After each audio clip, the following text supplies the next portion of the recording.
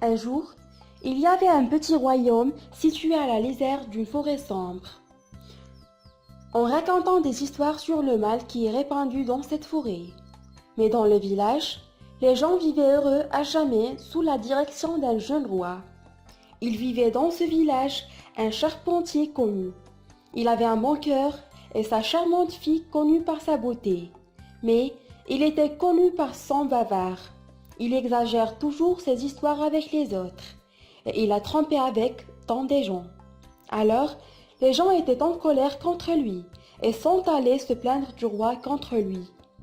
Le roi a décidé de lui donner une leçon stricte et a demandé au charpentier de venir. Monsieur le roi, merci de me voir donner l'honneur de vous rencontrer.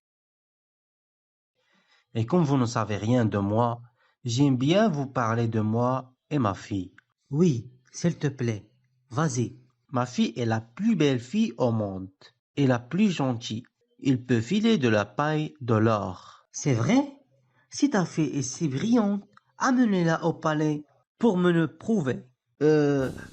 Oui, bien sûr. Le charpentier s'est rendu chez lui et a raconté à sa fille ce qui était passé. Pourquoi, mon père? Je t'ai toujours dit de ne mentir à personne. Voici, nous avons été impliqués dans tes mensonges. Le père se tut et honte de lui-même, et les deux allèrent au palais pour faire face à leur destin. Bienvenue, charpentier. Bienvenue, belle. Tu es vraiment belle comme ton père l'a décrit. Ton père m'a dit que tu fais la paille en or. Allons, vas-y. Et le roi la conduisit dans une pièce remplie de paille, et lui donna une roue et une roulette. Commence le travail et transforme tous ces pailles en or, ou toi et ton père vont mourir. Soyez prudents et assurez-vous qu'ils ne s'enfoyent pas. La pauvre ne savait pas quoi faire, et son chagrin s'intensifiait, et elle a pleuré.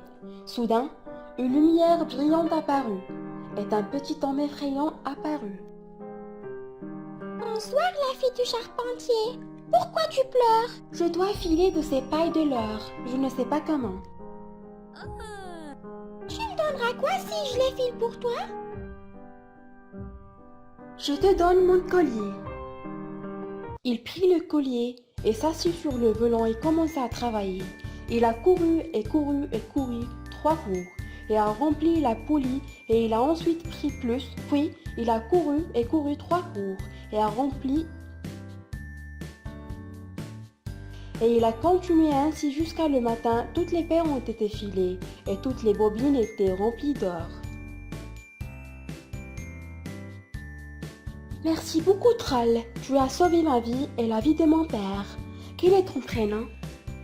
Le petit homme a ri et a disparu immédiatement. Et avec le lever du soleil, le roi est venu et a été surpris quand il a vu de l'or. Étrangèrement, je pensais que ton père qui s'inventait, mais mentait. Maintenant, repose-toi un petit peu et on se retrouve le soir. La fille du charpentier a cru que le roi la récompenserait et la laisserait en paix. Mais le soir, le roi la reconduisait dans une pièce remplie de paille. Il y avait plus de paille, plus que la précédente. Si tu veux vivre toi et ton père, transforme tout ce qui est dans la chambre en or. La jeune fille ne savait pas quoi faire et se remit à pleurer. Et tout de suite, le petit homme est apparu. Ne pleure pas, cette fille. Tu me donneras quoi si je te filerai de l'or d'après ces pailles? La fille a réfléchi un moment et s'est rappelée de sa bague d'or. Et c'est la dernière chose qu'elle pouvait lui offrir. Prends cette bague de mon doigt. Le petit homme l'a pris et commença à filer les pailles et faire tourner le rouet. Au matin, toutes les pailles se transformaient en or brillant. Merci beaucoup, petit homme. Je veux savoir qui vous êtes. Dites-moi, s'il vous plaît, comment vous vous appelez? Le petit homme rit et s'est disparu. Et le roi vint et était très heureux de l'or qu'il a trouvé. Ma chère, tu es une bénédiction pour notre royaume. Je ne te donnerai pas tout ton droit avec les paroles. S'il te plaît, dors un peu et nous nous rencontrons le soir. Au coucher du soleil, le roi revint vers la jeune fille et l'emmena dans une chambre plus grande qu'auparavant. Elle était remplie de paille. Tu dois filer ça aussi cette nuit. Et si tu l'as fait, tu vas devenir ma femme. Je ne vais pas trouver mieux dans le monde entier. Une fois que la fille était seule, le petit homme est apparu pour la 3e fois. Tu me donneras quoi si je te file la paille cette fois? Quelle malchance! Je n'ai plus rien à t'offrir. Y a pas de problème, ne pleure pas. Juste promis-moi d'avoir votre premier bébé après que tu sois une reine. La fille n'avait pas d'autre choix que d'accepter.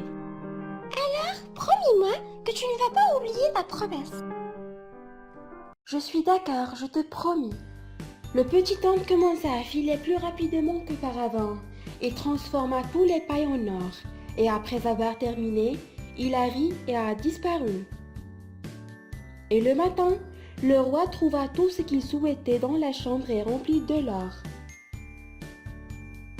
Parfait ma chère, tu es suffisamment fait tes preuves. Et serment, je vais t'épouser. La fille du charpentier est devenue une reine. Et après une année, la reine et le roi ont eu leur premier enfant. Et elle a oublié sa promesse pour le petit homme. Et un jour, alors qu'elle était seule dans sa chambre, le petit homme apparut. Tu as oublié ta promesse, princesse?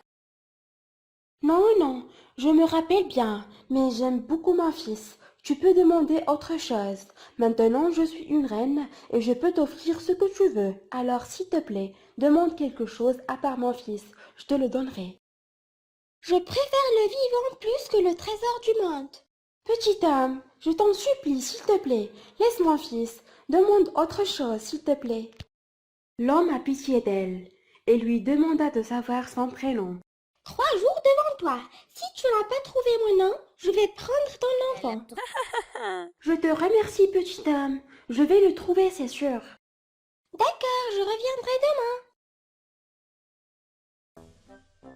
La reine a passé la nuit à réfléchir à tous les noms qu'elle a entendus tout au long de sa vie. Au matin, elle a envoyé les gardes demander partout les noms. Et en ce soir, le petit homme est arrivé. Je suis la reine, c'est quoi mon nom? Oui, est-ce que Liam? Non? Est-ce que c'est Nicole?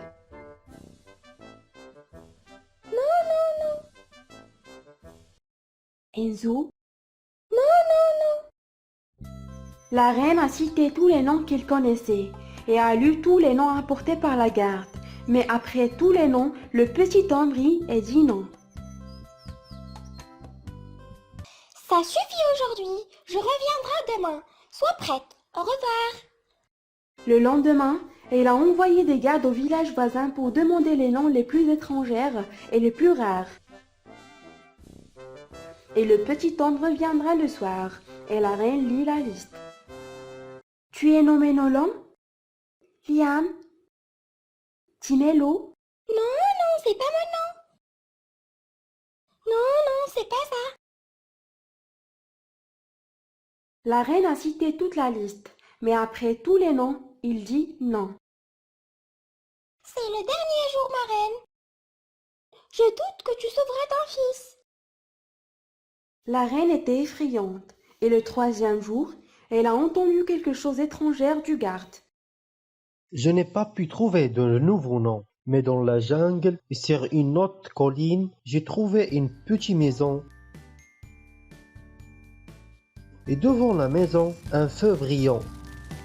Et autour du feu, un nain en train de rire et danser et dit Aujourd'hui, je vais faire cuire. Demain, je vais danser. Et je suis très heureux parce que personne n'a pu connaître mon nom. Rumpelstiltskin. C'est ça. Tu ne peux pas savoir à quel point je me sens à l'aise. Je te remercie. La reine enleva son collier rapidement et récompensa la garde. Et dans la nuit, le petit homme apparut. Et maintenant, princesse, c'est quoi mon nom? Ton nom est Jack? Non, Ton nom est Harry? non, c'est pas mon nom. Non, c'est pas ça. C'est possible que ton nom est Rumpelstiltskin. Qui t'a informé? Après que le petit homme était en colère, elle a commencé à pleurer. Et il a dit à la reine qu'il ne voulait pas enlever son fils. Juste, il se sentait seul. Il vit tout seul dans la jungle pendant toutes ces années. La reine s'offusque. Elle a dit qu'à partir d'aujourd'hui, elle lui rend visite chaque semaine avec son jeune fils. Rumble était heureux de son idée et il a accepté volontiers.